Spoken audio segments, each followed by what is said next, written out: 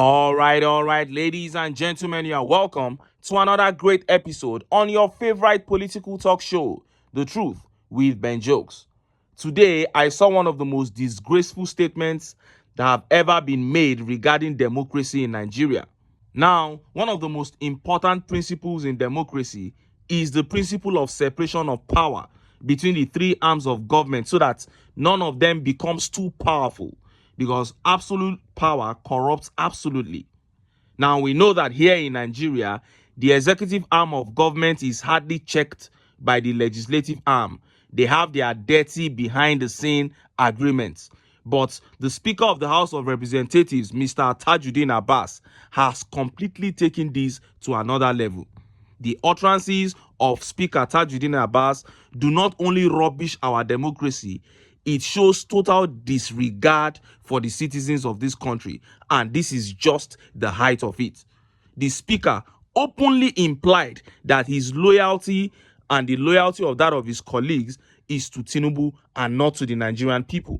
Now, I don't know if the man had too much to drink at that gathering, or perhaps he was just assigned an oil block, but the speaker, Mr. Tajudeen, literally said that any bill, any bill at all that Tinubu brings to the house will be passed.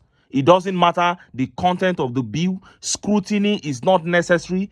Checks and balance out of the window.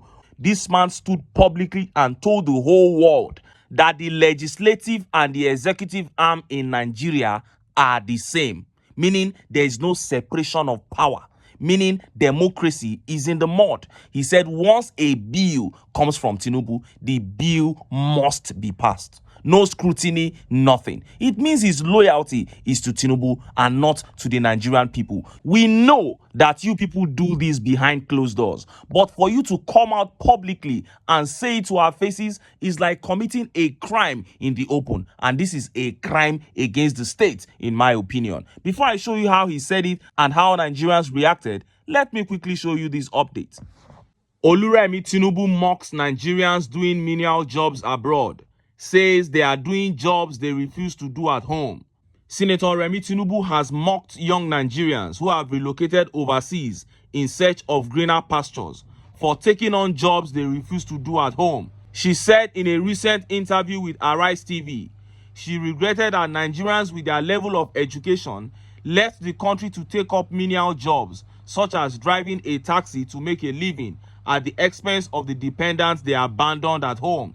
She said, look at all those people saying they are going to Japa. They go there. What work are you going to do? Work that you refuse to do at home, where you have loved ones. You now end up to go and do it there. With all their education, they are driving cabs, but they won't drive cabs here. Due to the worsening insecurity and economic hardship in Nigeria, many citizens have been traveling overseas, while many others are in the process of doing so. The unending search for greener pastures in the country has been tagged Japa syndrome. Now, when these people talk like this, you think they don't know what they are saying. It is just sheer wickedness. You can't tell me that a woman in that capacity does not know that it is because of the pay that people go up. She knows. They just say all these things to taunt Nigerians. So why don't you and your husband treat yourselves here when you are sick? What if I say it is the same injection that you refuse to take here that you go there and take? So why don't your children school here?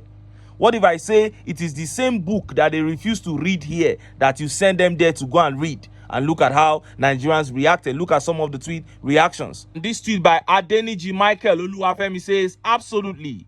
Most of them are doing the job they refuse to do at home to get the pay they won't get at home, to access the facility, security, financial freedom, funds to take responsibility they won't get at home. If your generation leaders had made Nigeria a good home, they wouldn't have left. That is it. And this tweet by Citizen for Ethical Governance says, that menial job pays better than what Nigerian professors take home. That is just the honest truth. That is the whole truth. This tweet here says, it is expected, since she has the CBN at her disposal, with bullion vans leaving her house anytime of the day. That is it. You don't feel the pain of the people. That is why you can come on air and tell this kind of jokes.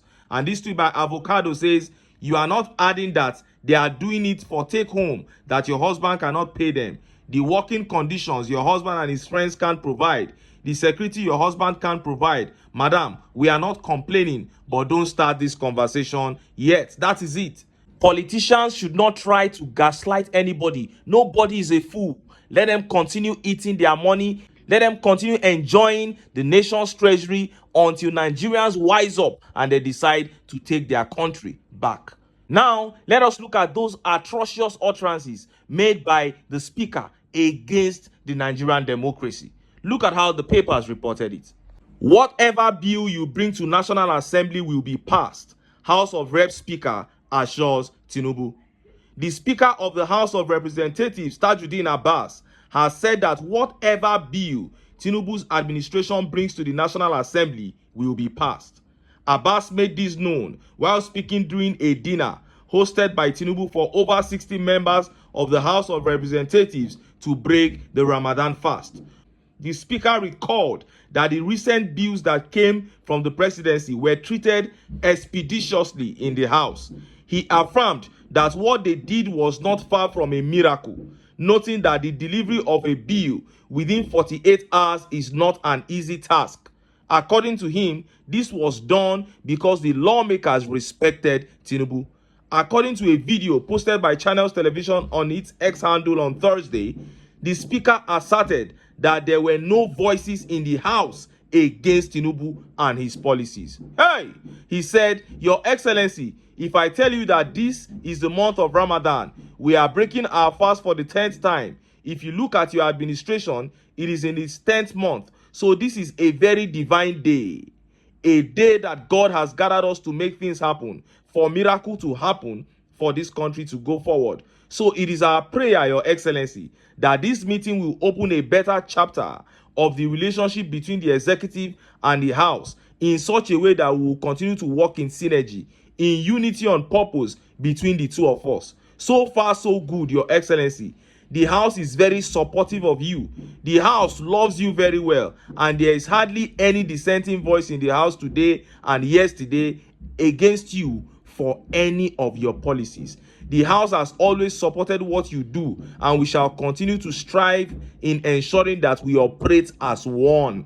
The executive and the legislature together, we want to ensure that whatever you bring, let me take that back again. We want to ensure that whatever you bring will see the light of the day, both in the House of Representatives and in the Senate. Whatever you bring will see the light of the day. Now, this is for me one of the most disrespectful, one of the most shameful and disgraceful statements ever made by a Nigerian politician publicly since I started following Nigerian politics.